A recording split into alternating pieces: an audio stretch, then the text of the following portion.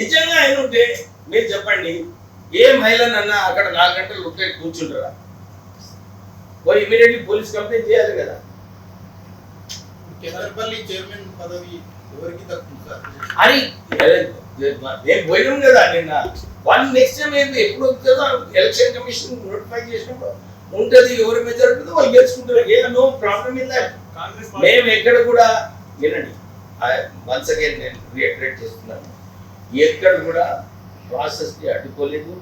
వాళ్ళ candidates, counsellors వాళ్ళందరూ కూడా ఒక దగ్గర ఉన్నప్పుడు కూడా ఎక్కడ కూడా గొడవ కాలేదు, ఇక్కడ పోలీస్ రేట్ కాలేదు, ఏం కాలేదు. యాక్చువల్లీ నేను హుజూరాబాద్ ఎలక్షన్ నేను 1 day బిఫోర్ వెకేట్ చేయమంటే పోయి హరిత విఆర్ హన్మకొండలో ఉన్నా. ఇక్కడ ఉందా ఏదైనా ఫోటో ఉందా? అందరు ప్రెస్ వాళ్ళు ఉంది కదా, అన్ని చోట్ల ప్రెస్ వాళ్ళు. నిన్న సుమంత్ దౌర్జన్యం ఏదైతే ఉందో ప్రెస్ లో వచ్చింది, అందరు వీడియో షాట్స్ తీసుకోరు. మా కార్యకర్తలు ఎక్కడైనా చేసిందా? అది కాక ఆయన ఏదైతే అలిగేషన్స్ పెడుతున్నాడు కార్యక్రమం 1.5 hour ఉన్నారు ఉంటుంది. అప్పటి వరకు ఎవరైనా ఆబ్జెక్ట్ నిజంగా ఉంటే ఆబ్జెక్ట్ చేస్తుండే కదా వాళ్ళు. ఇక మా మహిళా కౌన్సిలర్స్ ఉన్నారా అట్లా అలిగేషన్ చేయడం తప్పు మహిళల మీద. ఆయన పాపం ఆయనకు తెలియదు, ఆయన కనుక్కోవాలి. అలిగేషన్ చేసేటప్పుడు కూడా కొంచెం ఏమన్నా దాంట్లో ఫ్యాక్ట్స్ ఉన్నట్టు అలిగేషన్ ఉండాలి. మేము బయటకు వచ్చినాము, నిజంగా అయిన ఉంటే బయటకు వచ్చి ఇమీడియట్లీ కంప్లైంట్ చేయాలంటే వాళ్ళు 4 o'clock పోయి కంప్లైంట్ చేస్తుండే. మనం పాపం ఆయన చెప్తాడు, ఆ ఫ్రస్ట్రేషన్లో చెప్తాడు, మీరు చూస్తున్నారు. మేము 12 o'clock వరకు అక్కడనే ఉన్నాము, అందరం ప్రమాణ స్వీకారం చేసినాము. 12:30కి ఇవన్నీ గొడవలు అవుతున్నాయని వాళ్ళు చేస్తారు, మేము బయటకు వచ్చేస్తాము. మేము అక్కడ లేము. ఎవరు కూడా నిన్న మా మహిళా కౌన్సిలర్స్ కూడా వాళ్ళు ప్రెస్ కాన్ఫరెన్స్ చేసి ఇదే అడిగినారు. ఏమని అడిగినారు, మీరు మీ ఇంట్లో ఆడబిడ్డలు లేరా? మీరు మా మీద రాళ్ళు ఎందుకు కొట్టినారు? ఎందుకు కొట్టినారు రాళ్ళు? ఇక్కడ స్మూత్ గానే ఉండే, పీస్ఫుల్ గానే ఉండే.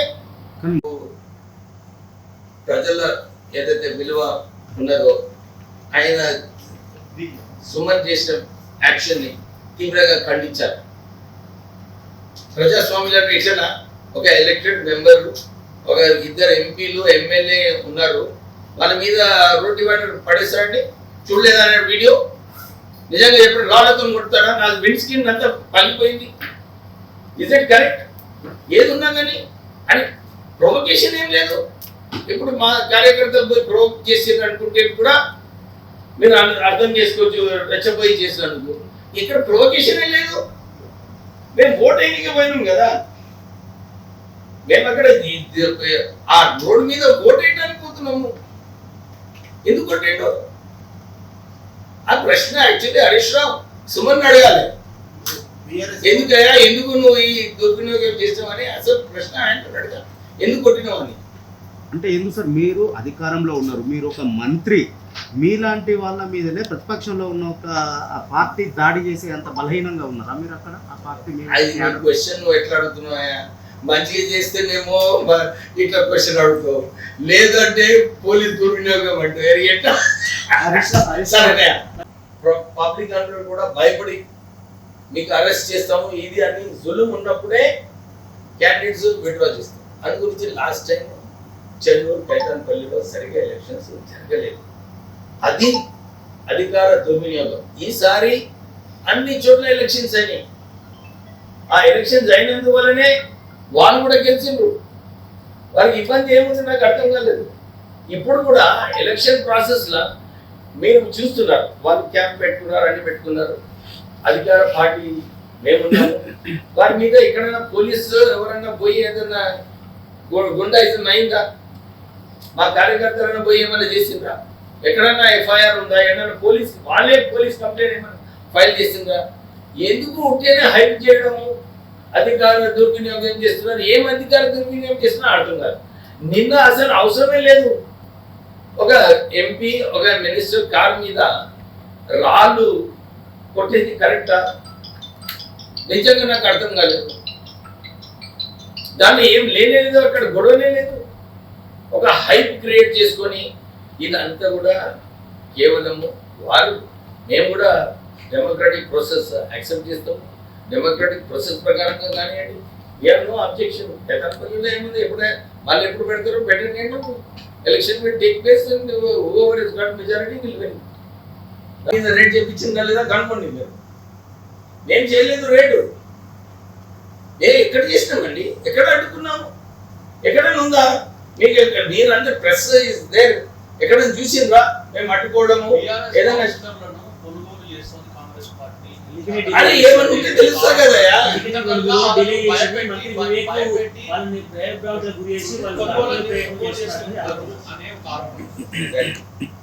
మీరు చూస్తున్నారు, వాళ్ళు వచ్చినారు, వాళ్ళే లేకపోయినారు, వాళ్ళు టైంలో పోయి అంటే అయిపోతుంటే అప్పుడే మేము పోలే కదా ఫస్ట్ డే.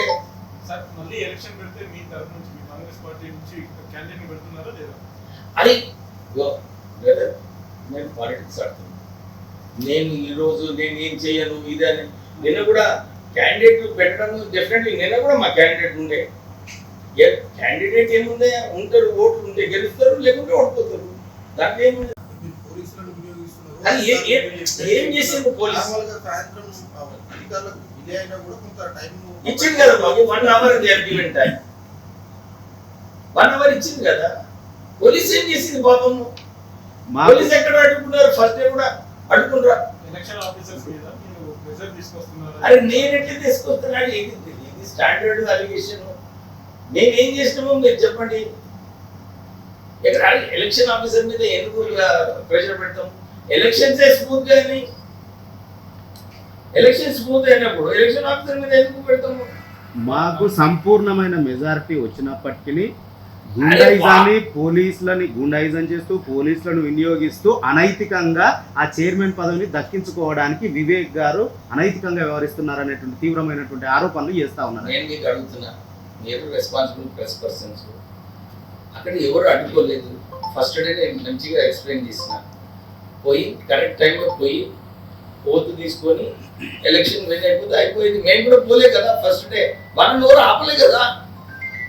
వాళ్ళు ఎందుకు టైంలో పోలేదు? వాళ్ళు ఉట్టినే మా మీద ఎందుకు బురద చల్లాలి? ఒక రూల్స్ ప్రకారమే లైవ్ కట్టుకోవాలి. 1 hour వెయిట్ చేసిండ్రు. దాని తర్వాత వాళ్ళు నిర్ణయం తీసుకున్నారు. I'm not. మరి రెండో రోజు ఎందుకు? రెండో రోజు కూడా పోయినాం కదా ప్రమాణ స్వీకారం.